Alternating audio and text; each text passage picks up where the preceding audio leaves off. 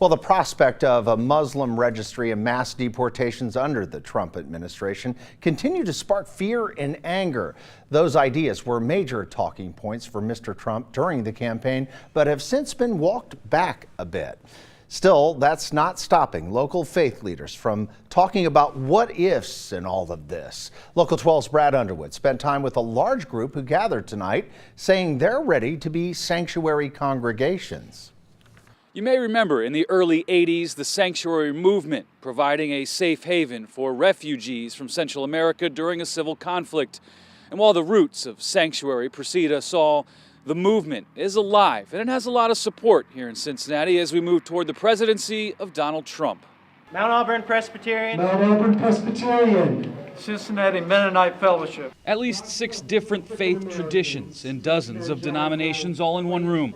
Many of the world's religions represented, from Unitarian to Evangelical, from Muslim to Jewish communities, and everyone in between. We are compelled by the moment that we're in right now, that there's an urgency to express our compassion for people who are most vulnerable in the world right now. The gathering is to help train faith leaders on sanctuary and how to provide a safe place for immigrants and those who feel they are in danger. My religious ancestors were sheltered from persecution by Muslims from the Ottoman Empire during the time of the Reformation. I would hope that this country could welcome other people who are suffering oppression and trying to get away from violence and war in the same fashion. Tim Krause's story parallels the story of many in the room and their ancestors.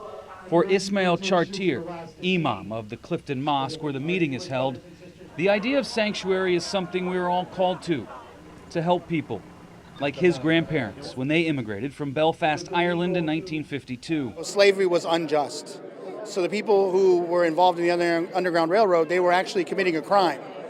But nobody today thinks of them as criminals. So there are laws that are unjust.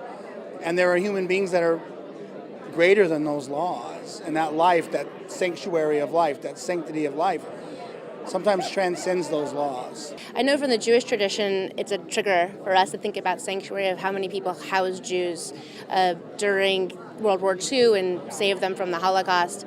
And now you think, are we called upon that again? Is this a moment in time where we can return the favor of helping people? While everyone in the room prays there will be no mass deportation, no Muslim registry, the future is uncertain. And this group stands together preparing to be called on if needed because they believe in the tradition of this country, a tradition of accepting people of oppression. In Clifton, Brad Underwood, Local 12 News. By the way, that group plans to hold another event on January 8th and other events closer to the presidential inauguration and Dr. Martin Luther King Jr. Day. Well,